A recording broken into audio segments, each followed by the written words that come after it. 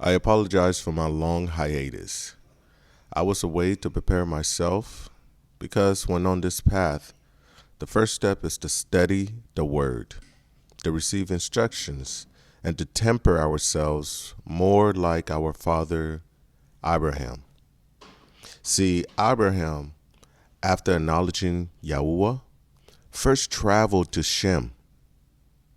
That's Noah's ben. And he learned from the Qodesh books. He studied and prepared himself before he went back to his father Terah's house. The first thing he did was destroy all the idols from within his father's house. And the rest, well, you can find them in the Qodesh books. Now, when I say Qodesh books or books of wisdom or the Torah, I'm referring to the words of our Father Yahuah, passed down through the nebi'im over the generations. I'm not limited just by the books that the Romans assigned to us. See, every Qodesh book we read have to be read using discernment. Every book that are truly Qodesh books, books that are not imitations, fakery, would still be books that were translated by our enemy. So without using discernment, without going to our Father and praying for understanding, we will not be able to separate the wheat from the chaff, the pure gold from the pollutants. So some might ask, well, how did you prepare? And it's simple. I had the Torah. I prayed to Yahuah. I pray for guidance. I pray for understanding. I pray for wisdom. And, my family, we've all been reading the Torah separately. And we decided, well, we read the Torah on the Shabbat together and we enjoy it, So why limit ourselves to that enjoyment, to that coming together and having that Qodesh meeting to one day of the week?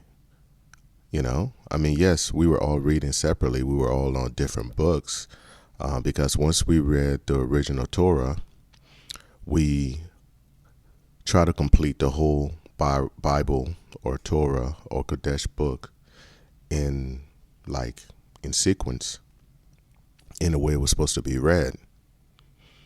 And but when we talk amongst ourselves, we talked about the books that we were reading aside from the books we were reading together. And so we decided to just, try to fit in our schedule to read every day, because when we do read together, we're able to understand the Torah more. We talk about it, and the lessons we learn is easier to digest and live with and implement into our lives. And it's so funny that some of the lessons we get during our reading of the Torah might be an answer to a prayer that we were asking. Might be the night previous or the week before, but it always turned out that way, at least for our family. So we read the Torah, and what we don't understand, we pray about it, we go back to it, and we go back and keep reading, So I'd say we're about 70% completed. And it's an amazing thing, because once you read a book from the beginning and you're following along with the names, the history, you start seeing more clearly, right? And then when you read these parables and pray to our Father about these parables, you get understanding, right? And it turns the book, where people are always saying, oh, it's a book of parables and metaphors or whatever. No, it's a book of your history. It's an instructional book. It's a book to show you the path to Yahuah, right? It's all in there. But like I said, you do have to use discernment. There are, a lot of misleading translation or plain out lies, right? And this is now when you read it, using the Father, using his eyes, his wisdom to help you see, it gets easier to spot it. You will see that, hold up, this makes no sense.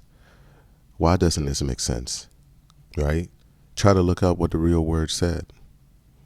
So after doing this, after where we are, we notice that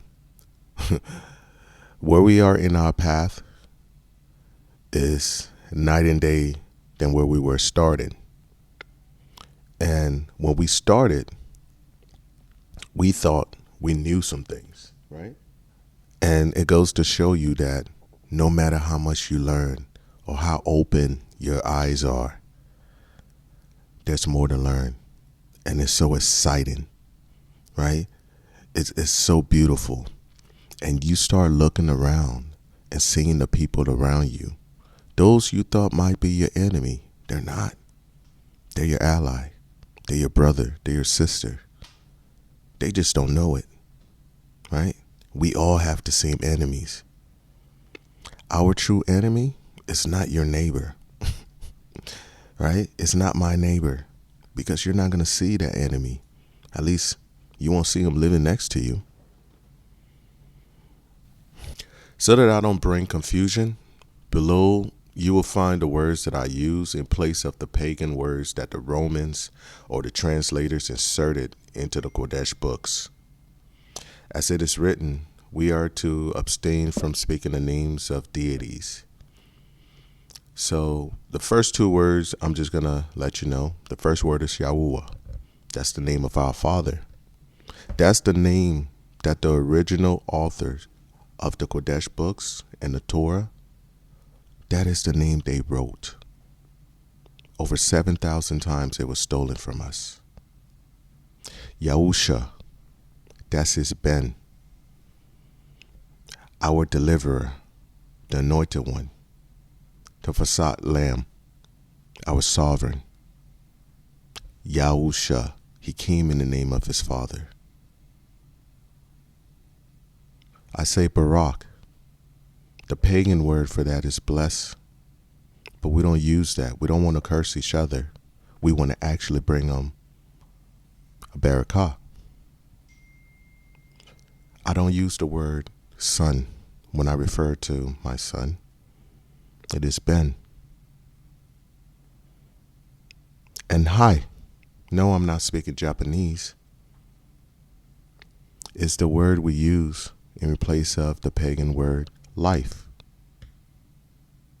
And instead of using the pagan word temple, because our Father never reside in a temple.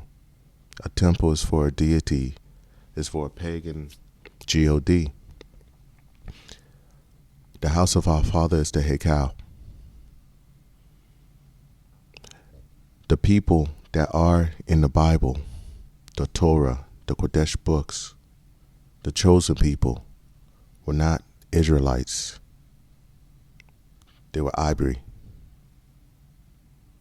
We don't have any priests, but Kohans.